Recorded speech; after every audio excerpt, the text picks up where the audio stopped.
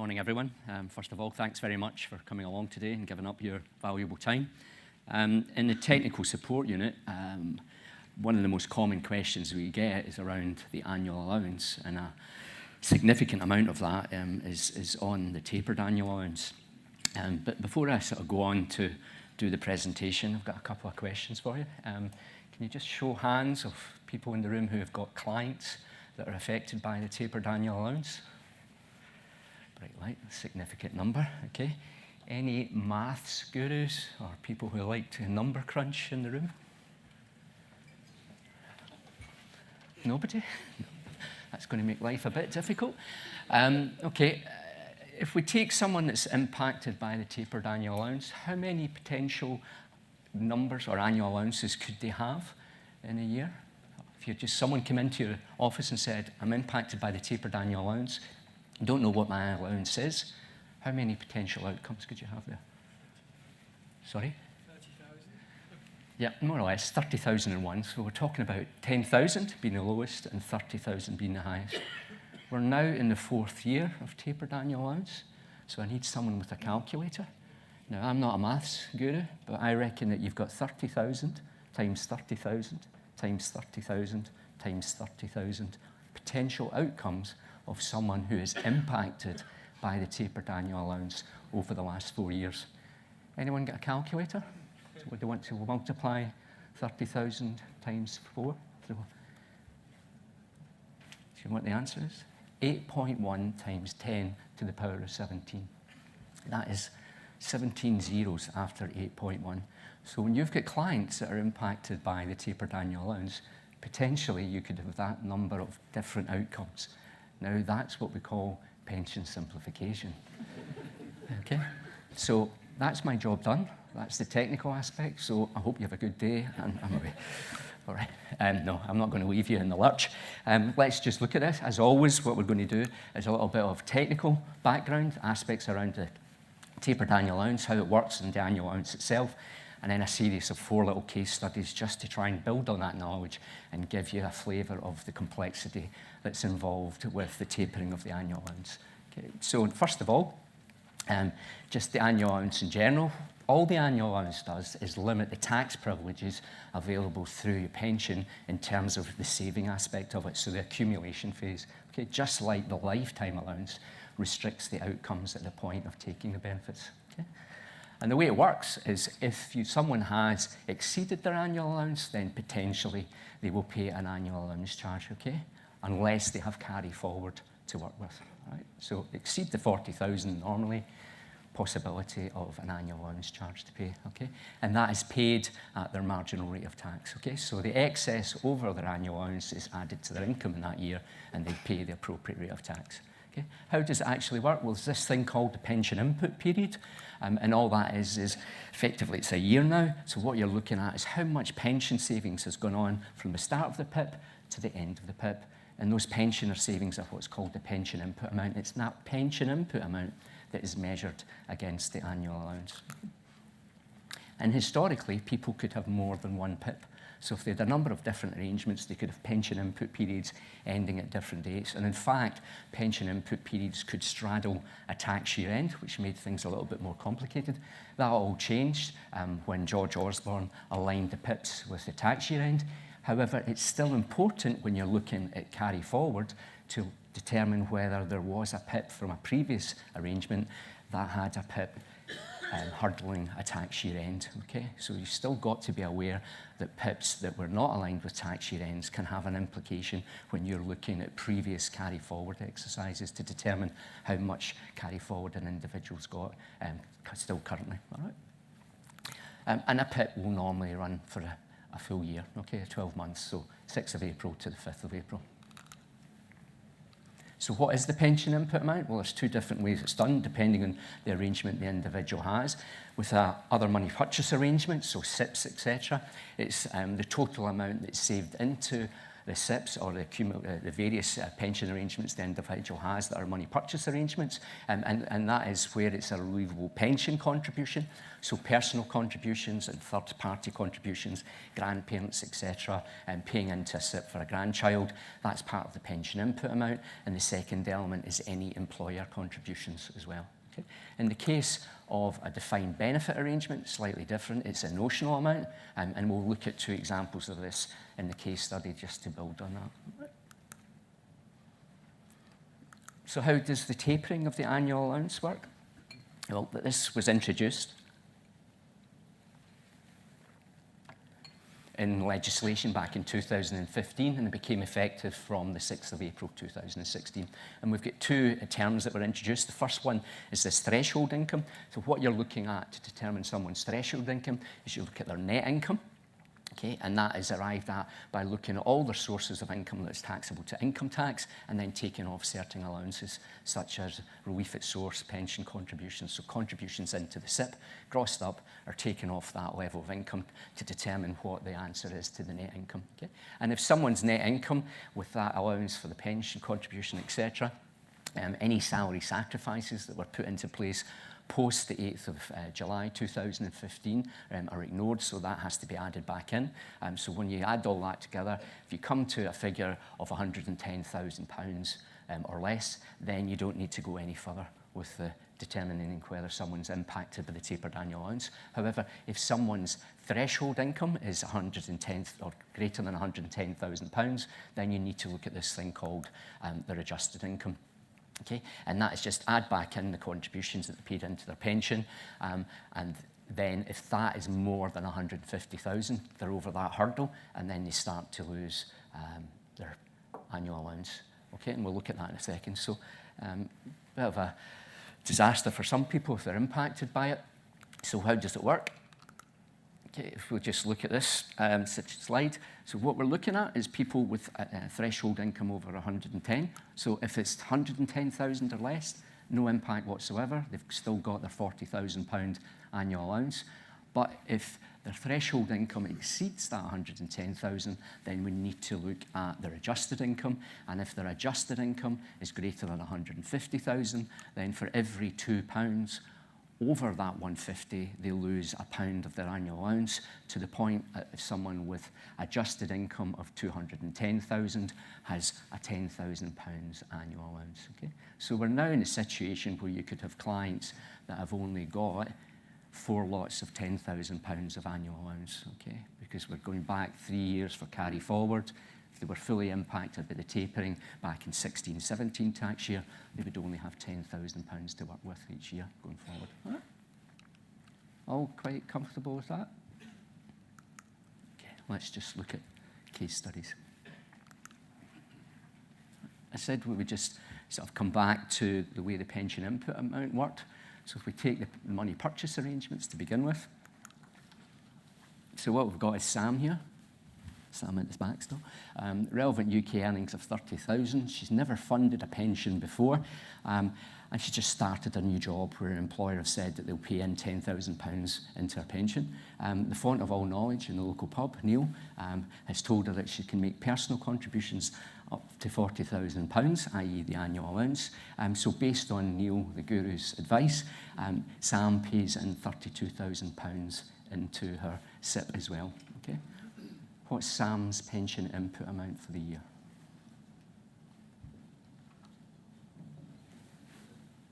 Nobody want to volunteer? 50? Is it 50?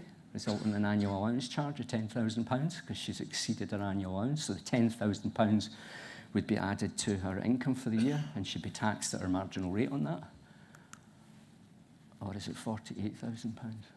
Because she's not entitled to the tax relief on the full personal contribution.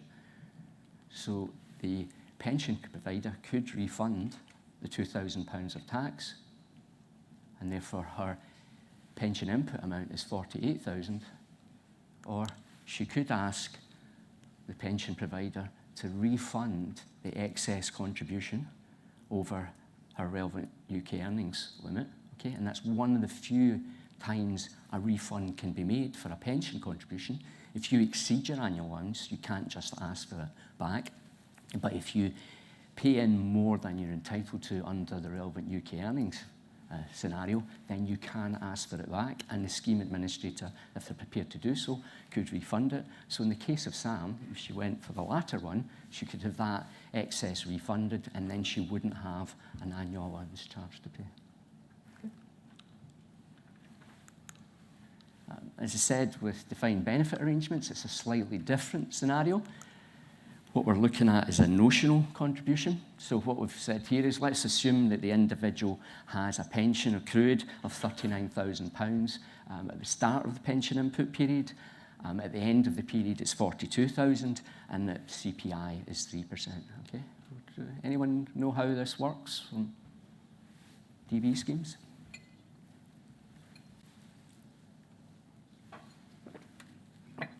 You're all very quiet today. I'm all stunned or something. All right. The way it's done is what we do is we take the opening value. So we take that figure of 39,000, multiply it by a factor of 16, which is the default in the legislation, and then we uprate it by inflation. Okay, so that gives a figure of £642,000. We look at the closing value, which is the £42,000 of accrued benefit, multiply by that figure of 16, or that factor of 16, gives you 672. Take one from the other, and that is the pension input amount for that individual. Okay, so they've got a £29,000 pension input amount that they would measure against their annual allowance. Okay, just worth pointing out, and I think I do this every single time whenever I talk about this, the individual has accrued £3,000 of index-linked pension benefit for a pension input amount of £29,000. Nobody can acquire that level of benefit in a money purchase arrangement for £29,000, but that's just the difference between DB and DC schemes.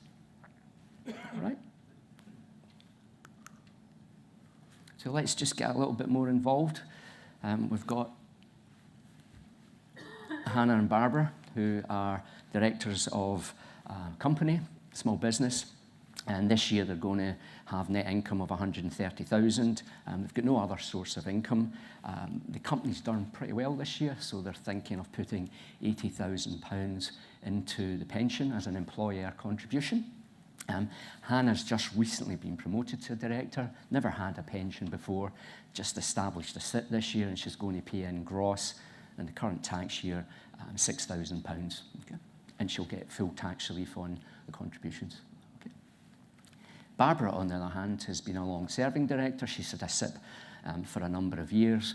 She's been funding that over the years, but she's got carry forward of £60,000 to work with. Okay? Neither of them have made any contributions in the last year. Barbara hasn't made any contributions this year, but she's inherited some money, so she could actually make a sizable contribution in the current tax year. All right. So let's just look at the outcomes for each individual. If we take Hannah first of all, her threshold income is 124,000. She's got 130,000 of earnings from the business, but she's paid a gross contribution into her pension of 6,000, so that takes her threshold income down to 124, but her adjusted income, that number is added back in, or that contribution is added back in, so we're talking of an adjusted income of 130,000. Okay. If the company pays the £80,000 into Hannah's pension, her threshold income is still £124,000, so she's over that 110 figure, and then we're looking at her adjusted income, which would take her to 210 with the company contribution. So for Hannah's perspective, the outcome is this. So threshold income 124, adjusted income at 210. Her annual allowance for that year, or this year, is only 10,000, but her pension input amount is 86,000. So the employer contribution of £80,000 and the £6,000 that she's paid personally. Okay, take one from the other, and she's got £76,000 added to her income for that tax year. Okay. And she'll pay tax partly at 40% and 45% on that. So Hannah is not a very happy bunny, because she's going to have to pay in excess of £30,000 in tax. Okay. does she have to pay it personally?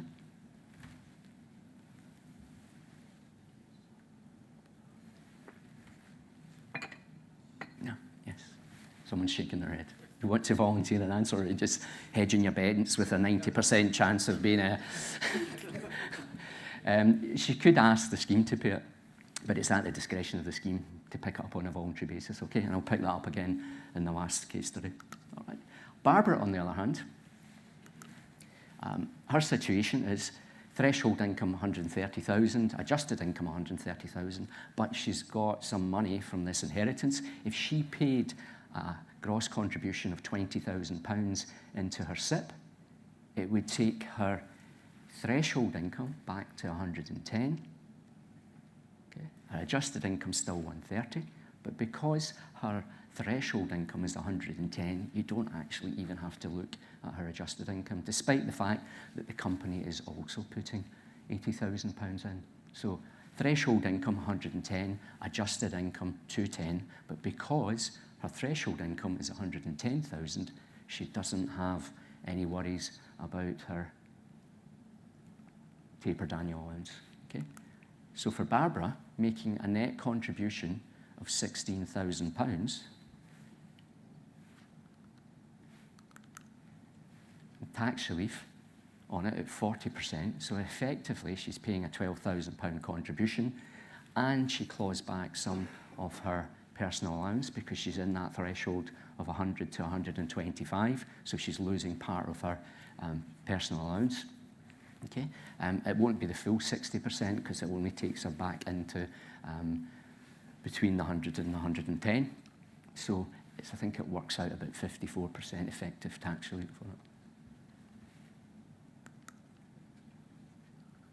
Okay, let's just look at another one. In fact, we're going at such a rate, I'm going to finish incredibly early.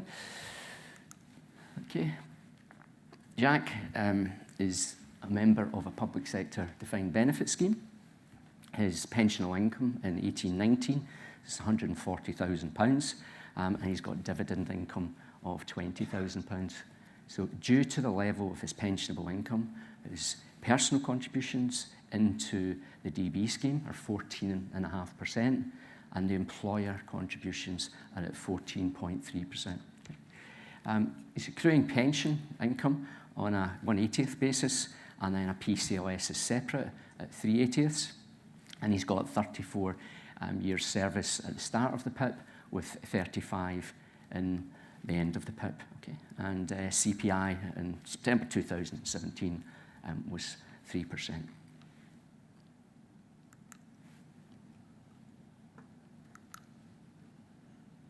Okay, so we're all familiar with this. We look at the opening value.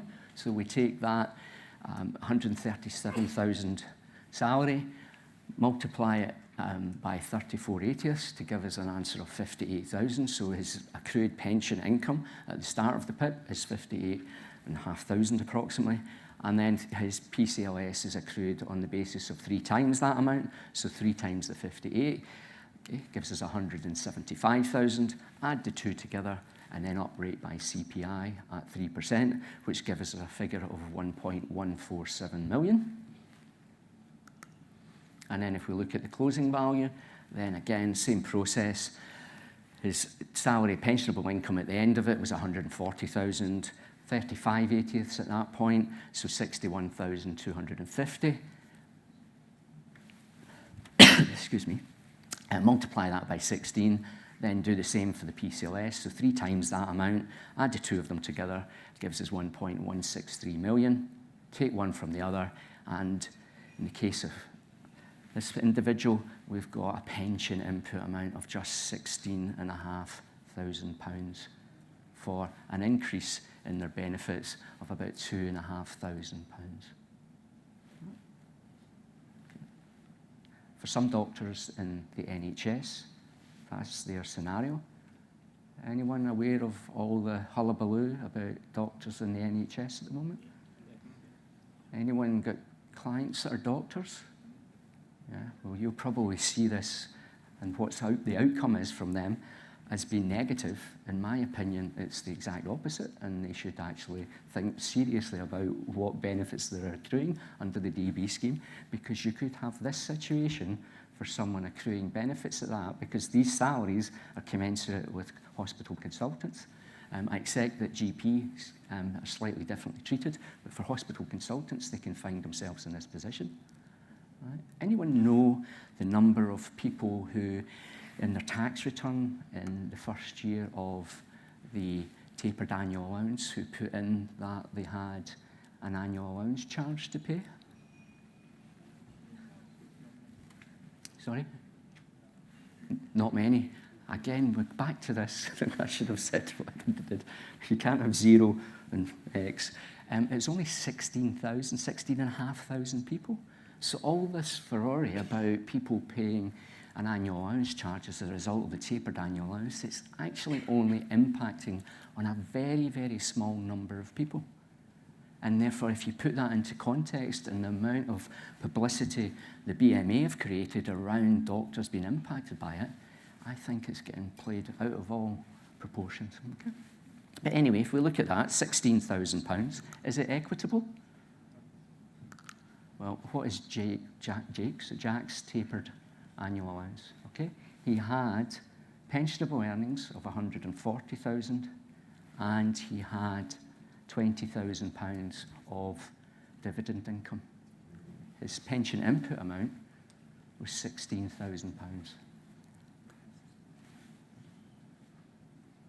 Anyone want to hazard a guess? Okay. So his threshold income is 139,000. So we take his 160, we take off the 14.5% personal contribution, takes us down to 139,000. What's his adjusted income? Now, let me just point out, this is our current understanding of this. Okay? We have asked fellow technical people for an opinion on it, and we had a view that was our original view, but we've come round to this view at the moment, but we're waiting on HMRC confirming this position. Okay? But the way the legislation is worded, it implies that his adjusted income is actually beneficial, because the way you work out the amount for the purposes of his adjusted income is you take the £16,000 of PIA less the employer's contribution, okay, which at 14.3% is £20,000. So it creates a negative value, which therefore boosts Andy's adjusted income. All right. So as I said, this is our current understanding of the situation. We might change it, but we're waiting on HMRC to give us an opinion on it, because normally when you're looking at pension tax legislation and a negative value is the outcome, it's presumed to be 0. Okay. But in the legislation around the tapered annual allowance, there is no reference whatsoever to a negative value. Now, it could well be that they just never thought it would happen, but this is effectively a live example. So there are people out there that have negative values in their PIA, and therefore, sorry, not the PIA, but in terms of calculating their adjusted income. And probably the outcome for Andy is that what he's got is a tapered annual allowance of £36,000. Okay. So the 40,000 less the 6,000 over the 150 divided by 2. Okay. And that leaves him with carry forward of £20,000, despite the fact that the total contributions are in excess of £40,000. Okay? So the capital value of the DB contributions, not the pension input amount, okay, because it's a notional contribution you're looking at, on 28,000, £40,000 worth of contributions, £23,000 higher than the actual pension input amount for annual allowance purposes. Okay. And that is a major plus for people in DB schemes, that they are not paying anything like what the equivalent amount is into a money purchase arrangement. And I'm not going to go on my hobby horse any more than I've just done. Okay, so the tapered annual allowance is an incredibly complicated piece of legislation. It was ill-conceived and ill-thought out, and you will be in situations now where potentially, as I said, you've got that 8.1 times 10 to the power of 17 possible outcomes. It's not as bad as that, but in trying to get your head around it, it is quite difficult. And the conversations that I've had with advisors, I think the longest I've had in terms of time on the phone with someone was 40 minutes, explaining how the tapered annual allowance worked and how it worked with a particular client. But it's fairly common when we're being asked about the tapered annual allowance for conversations to go on for 20 minutes and so on, just because of the complexity around it. And that's not even including the fact that to get the net income position and what the threshold income position is, and adjusted income for that matter, you really need to involve the client's accountant, okay? Because there's so many allowances that can be offset against those that really an accountant's the best person to speak to. Unfortunately, from most of you in the room's perspective, most accountants will tell their clients that it's the advisor that can give them that information, okay? But that's no different from the usual one where asked about how much an employer can pay in, and the accountant usually tells you it's your financial advisor that knows the answer to that. Okay. I've fairly rattled through that, but in summary, what we did was we looked at just how the annual allowance worked, the pension input period, what that meant, what the pension input amount was, and also how the tapered annual allowance worked, i.e.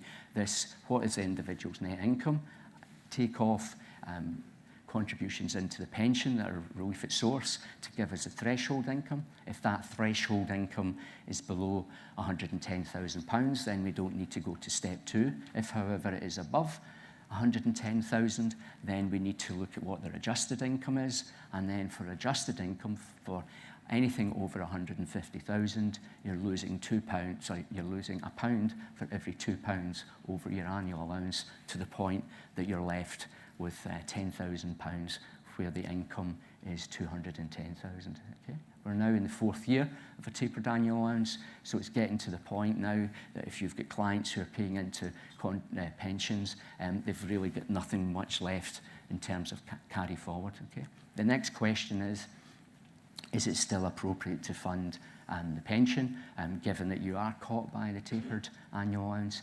That comes down to individual circumstances. Who's making the contribution? Is it an employer contribution? If we don't take the employer contribution, will we get a salary instead? And again, if that is the sort of scenarios, you really need to do the number crunching and work out whether it's still favourable for the client to continue to fund the pension. Okay? Because what's the alternative? ISAs? Does anyone in the room think there's going to be limits on ISAs, other than the 20,000 going in? We're all very quiet today. Okay. How many ISA millionaires are there in the UK, i.e. people with ISA pots in excess of £1 million? Oh, you're an optimist. It's 250 at the moment, but there's a hell of a lot of other people just short of that £1 million, okay? So at some point, they're going to look at ISAs, in my opinion, and say, we really need to start limiting what people can put into their ISA by cutting the 20,000 or by imposing something like a lifetime allowance on the ISA, because it's reputed that there is someone out there with an ISA in excess of £5 million. Okay, so why should they be better treated than someone in a pension who's limited now to £1 million? And then we looked at the case studies. So looked at how the pension input amount was calculated for someone in a money purchase arrangement.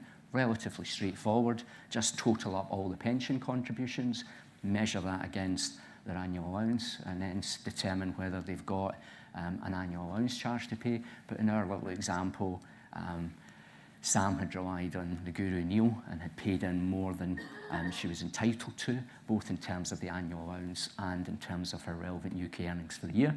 And then we looked at the DB scheme, where we look at an opening value and a closing value, take one from the other to get the pension input amount. And as I think I've demonstrated, more often than not, that's a very, very favourable treatment of someone in a DB scheme. And then we looked at Hannah and Barbara, which some of you might get the cultural reference. Run that past some of my younger colleagues, never heard of Hanna-Barbera, the cartoon people, but it was quite startling that they didn't realise that. But anyway, we looked at Hannah and Barbara and how Hannah didn't have the money to get her threshold income down to 110, and therefore she was going to suffer tax in excess of £30,000.